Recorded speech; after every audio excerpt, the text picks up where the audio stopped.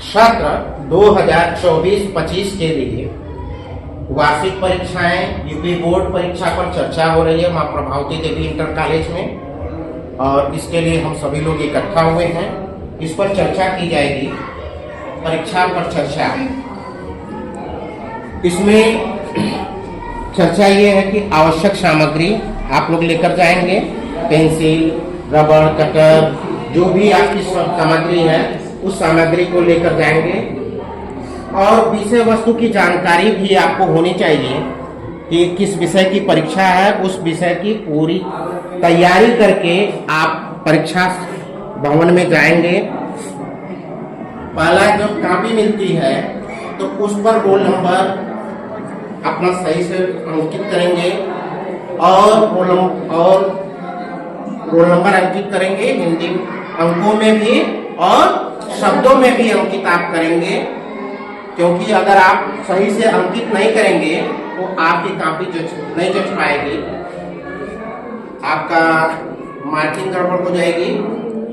और तनाव मुक्त होकर के परीक्षा देनी चाहिए।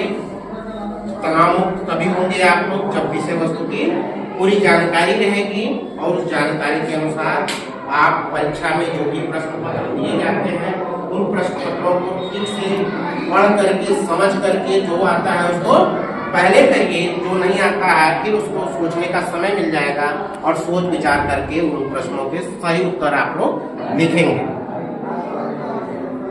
कक्षा में आपका व्यवहार सौम्य होना चाहिए, शोर शराबा आप लोग नहीं करेंगे, न इधर उधर की बातें, कोई अपने विषयों पर अपने लिखावट पर एकदम ध्यान देंगे और अपनी मात्राओं वगैरह पर भी ध्यान देते हुए अपन जो है उस समय ध्यान दे करके सही समय का सदुपयोग आप लोग करेंगे। और आप परीक्षा के दौरान आपकी वेशभूषा आपके विद्यालय के अनुसार रहे, बहुत अच्छी बात है। या अगर आपका ड्रेस किसी वजह से नहीं है उपलब्ध तो उसमें ऐसी पोशाक पहन कर जाइए कि देखने में अच्छा लगेगा। ये नहीं कि कोई तड़क भड़क का इधर उधर का पहन लिए, तो इस चीज को ध्यान में रखिएगा कि आप लोग एकदम ड्रेस सही, बाल वाल आपका सही होना चाहिए।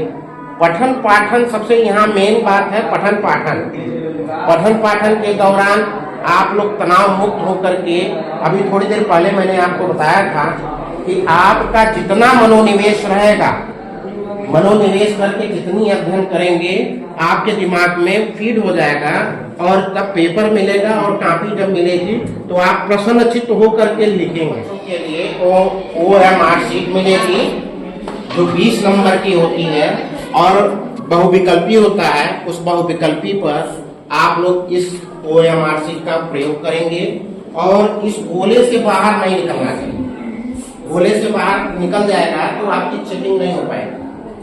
और इसमें जो नाम है, इसमें जिला कोड, नाम, जिला का कोड, केंद्र कोड, अनुक्रमांक, विद्यार्थी का नाम, विषय का कोड, नाम, ये सारी चीजें जो जानकारी इसमें मांगी गई है उस जानकारी को आप लोग इसमें भरेंगे साफ सुंदर अक्षरों में। और इस तरह से भर करके आप लोग ये भर देंगे।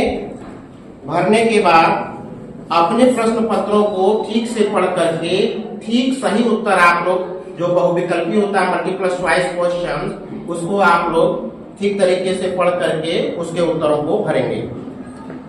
अनुक्रमांक आपका, अनुक्रमांक 6 डिजिट का होता है, उस डिजिट के अनुसार आप लोग, जैसे अनुक्रमांक है 21, 22, 23 इस तरह का है, तो आप लोग यहाँ पर लिखेंगे 2, 1,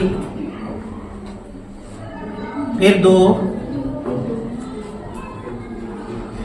2, 2, 3 इस तरह से आप लिखेंगे।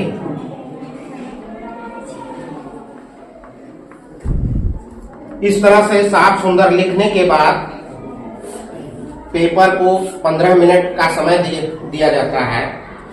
आप लोगों के लिए स्पेशल जो बोर्ड के द्वारा मिला है 15 मिनट, उस 15 मिनट में पेपर को ध्यान पूर्वक पढ़ करके और उसके सही उत्तरों को लिखिए और साफ सुथरा लिखिए। जो पूछा जाता है, जितना पूछा जाता है उसी पर आप लिखेंगे। ये नहीं कि कुछ अलग से लिखेंगे तो उस पर नंबर मिलेगा, ऐसा नहीं है।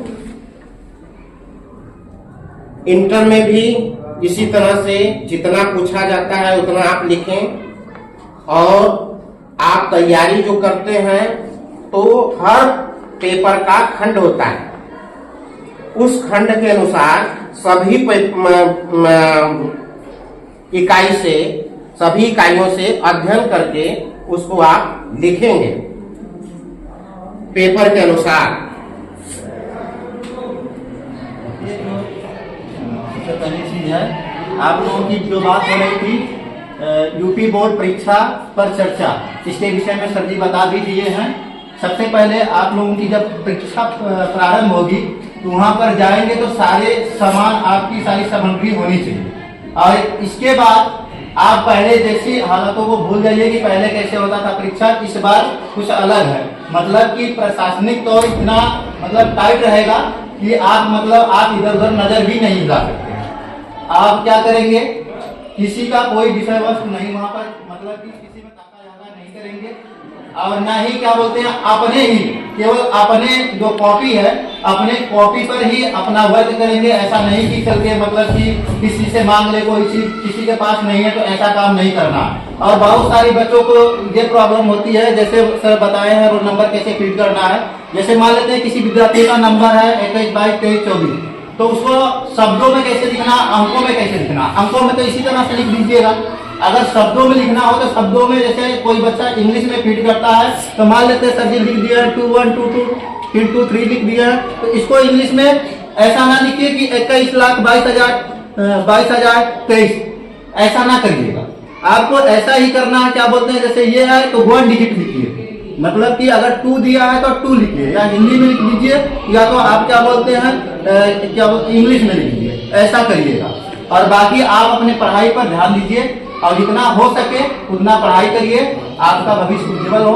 आप इसी के साथ अपनी वाणी को विराम देना चाहते हो।